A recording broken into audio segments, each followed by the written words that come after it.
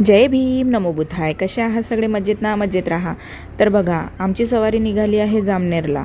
तर तुम्ही म्हणणार जामनेरला कशाला? तर जामनेरला थोडंसं काम होतं, त्यानिमित्त आम्ही निघालो. मग रस्त्यात मला लागली भूक. मग स्वराच्या डॅडीने घेतला वडापाव. आणि मग काय, आमची रिक्षा बघा कशी वन वे चाललेली आहे फास्ट. आणि ऊन बघा किती आहे ते. तर उन्हामुळेच आम्ही रिक्षा केली होती, कारण उन्हाचं तापमान आमच्या भुसावळला भरपूर आहे, सगळ्यांनाच माहिती आहे. आणि ही कुठली नदी आहे जामनेरला जाताना लागते? मला या नदीचं नाव नाही माहिती, तर कमेंट करून नक्की सांगा जामनेरकरांनो. आणि हे बघा रस्त्यात खड्डे की खड्ड्यात रस्ते तेच कळत नाही आहे. मग काय, निघालो आम्ही असे पटपट. आणि रोड खरंच खूप खराब होता. मग नंतर हा चांगला रोडसुद्धा लागला, कारण रोडाचं काम चालू होतं. मग म्हटलं आता येईल तेव्हा येईल. मिस्टर बोलले जळगाव इतकंच लांब आहे, अर्धा तास लागतो, पण भरपूर लांब आहे बाबा. आणि फायनली आम्ही पोचलो जामनेरला. तर जामनेरला पोचल्यानंतर आम्ही गेलो पंचायत समितीला, कारण आम्हाला सगळे फिरव करत होते, इथे तिथे. फायनली आम्हाला काही सापडतच नव्हतं की ते ऑफिस कुठे आहे.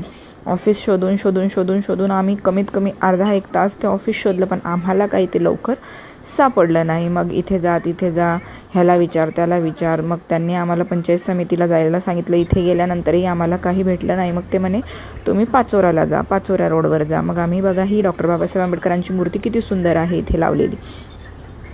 मग आम्ही निघालो अजून सरळ पुढे. आणि हे बघा, वाव, छत्रपती शिवाजी महाराजांची मूर्ती ही इतकी सुंदर होती ना, मी म्हणजे फर्स्ट टाईम इतकी छान मूर्ती पाहिली त्यांची. आणि असं वाटत होतं अक्षरशः की खरोखर तेच तिथे बसलेले आहेत. एक नंबर वाटत होतं. मग काय, आम्ही निघालो बघा परत. इकडेही आम्ही थोडंसं हरवून गेलो होतो, इकडे जा.